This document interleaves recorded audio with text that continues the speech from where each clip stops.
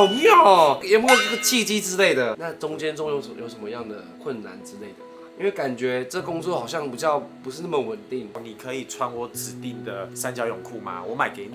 真的假的？对，然后或者是会有人跟我说，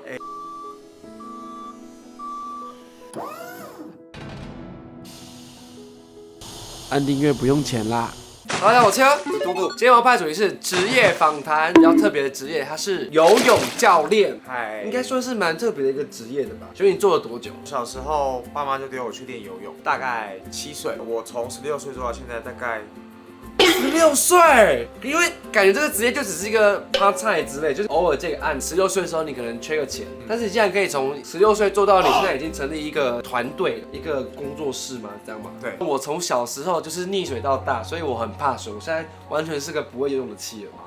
我印象的时候是我在国中的时候，然后去山上去找原住民的朋友，他们带我去游泳，那时候差点溺水，而且我够高，站直直的，然后就刚好可以吸到氧气。不然我那时候已经看到那个水波纹在我的眼前，就跟那个电影的感觉是一样，所以我害怕水。那我要形容一下你游泳教练到现在，你可以用一个词来形容一下游泳教练这工作吗？薪水蛮高的，然后蛮爽。那你当初为什么7岁会开始接触到水？你都不会怕水吗？我那时候也是因为溺水，然后小时候又是过敏体质，所以爸妈就是把我丢去练游泳。7岁的时候知道自己对男生有兴趣了，因为我那时候在淋浴间的时候，好像特别喜欢看男生换衣服。7岁的时候，这集没有跟你聊出柜，你不要出柜。7岁的时候你就喜欢看男生换衣服，然后你就因此跟爸妈说你喜欢去游泳。不是，就是以我们大家游泳在淋浴间就会一起换，对，然后就会觉得说，特别会盯着男生那个地方看，然后那时候就发现我好像对男生有兴趣，所以7岁的时候就大概知道自己会喜欢男生。那时候觉得哇，小时候的教练都好帅哦，就想说长大之后会想要成为那个样子，对，会想要成为那个样子，会想要做这个职业。所以其实你除了做游泳教练，还有做其他工作吗？没有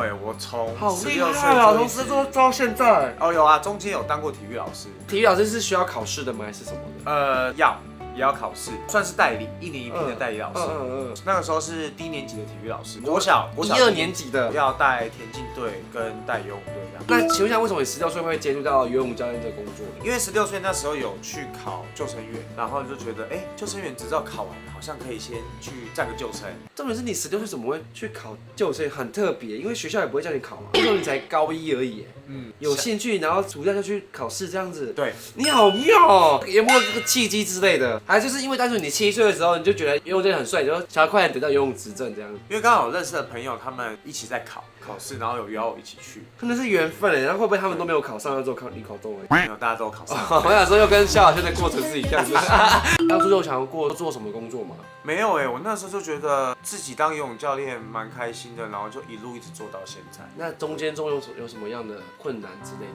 因为感觉这工作好像不是那么稳定。应该是说一开始在做这个工作的时候，你就是要到处去跑，然后比较像是打零工啊。虽然说游泳教练的终点比较高，可是你不可能像朝9晚5一样一天工作8个小时嘛。对啊。对，所以我们通常一天就是接零散的几堂课，然后赚零用钱这样子。你很厉害，可以把你 part time 的一个工作，然后做到组成一个工作室团队这样子。就是后期有花时间去经营，就慢慢做，然后把自己的口碑做出来。那家长们就是会指定要找你这样子。对。你做了这个游泳教练，从16岁到现在，有什么样荒谬的故事吗？有时候在淋浴间洗澡的时候，会看到阿伯拿那莲蓬头的水被冲屁股，这算荒谬吗？这个是游泳的故事，这跟你工作无关，只是因为你比较常在游泳的淋浴间这样而已。会接到一些网友跟我说，他想要跟我上1对1的课程，然后跟我说对你有兴趣呢。他就说，我费用愿意付比较高，你可以穿我指定的三角泳裤吗？我买给你。真的假的？对，然后或者是会有人跟我说，可以买我穿过的泳裤吗？那就已经不是你的游泳教练的范畴里面的。对，那都是你的学生吗？不然他们怎么会知道这个故事？还是你口碑做得很足？我也不知道就是还是会有 IG 或是我的社团会收到一些人比较妙的，对，比较特别的。朋友介绍了一个教练，然后来我的工作团队，而且是教练本人呢。对，是教练本人，他是异男。然后我们那时候就是私底下会聊一些色的事情，一定男生都会。对，然后他就会说他去外面就是找按摩啊，或是有女生之类的，然后做一些色的事情，然后我们就会聊，情不自禁之后我跟他就发生了关系。这样子。对，真假的？他有没有吓到？他也没有吓到，没有，他可以，他知道你有出柜吗？那时候应该没有出柜吧？有，那时候我们是出柜的状态。我觉得他就是蛮好奇的，可以尝试，所以我们就那时候他已经加入你们团队了吗？对啊，他现在还在吗？没有了。对，后来为什么离开了？后来就是毕竟这工作比较难稳定啊，老实说。对，工作比较难稳定，跟理念不合。对，因为我的工作其实是要教3到6岁的小朋友。对于一般的教练，他是带队教练，所以对于他来讲，3到6岁的孩子他比较没有。而且3到6岁的小孩比较难照顾，而且会比较吵这样子。主要是3到6岁的孩子的情绪比较暴走，他们的情绪比较直接。我想请问一下，你当初做的时候有遇到什么样的挫折吗？因为毕竟是从一个人开始的，在口碑还没有打起来，课没有那么稳定之前，收入比较没有那么高，会比较辛苦一点。一定会的啊。对，而且像身边人会觉得说，为什么你不回去当体育老师，或者是为什么你不找一份比较稳定收入的，考个公务员啊之类的？那你是当初是怎么样可以做到一个团队？一开始先有个口碑，然后就开始想说自己做做看，然后等到你快忙不过来的时候开始找人这样子。对，就这样子哦。我先把事情都规划好，都讲完了，讲完了是这样子。是。那你是做了多久才做到这个样子？大概花2年的时间在做自己的口碑。2年而已吗？你不是做很久了吗？我做了2年之后，刚好做起来之后遇到疫情。大概加疫情3年之后，比较趋缓之后，才开始有团队这样。所以对你最大的困难就可能就是疫情，就是对你工作。其实应该疫情对很多人来讲都是很大的困难。不一定，有些人可能是更好的。对啦，蛮多自由教练，他们疫情的时候就会去跑Uber，课比较不稳的时候，他们对，因为我觉得我们故事好像都不知道在讲什么，就好像都点到一下。我刚刚都是问你说工作上的一个经营方式，那对于你教课的时候呢，有没有遇到什么样的不开心之类的？毕竟每个人一开始就会先遇到的问题，就是如果要当游泳教练，要如何教这样？就你教不会的学生吗？这好像蛮重要的。那可能就是我会怕水的。其实不会耶，因为我觉得就一辈子不会去学游泳这样子。不对，通常会怕水的学生就会特别的找我。对，因为口碑有做出来嘛。那我觉得会怕水的，我讲什么好卡找你会更有安全感这样子，你就更仔细去关注他这样子。对。就是这样，就好，就点到为止。每个听众我帮你回答，你很烦。我上次上节目也是啊，几乎都是人在帮我回答，我都知道你要干嘛。到底我是游泳教练还是你是游泳教练？你很烦。那我想请问一下你对于这个工作你还会做多久？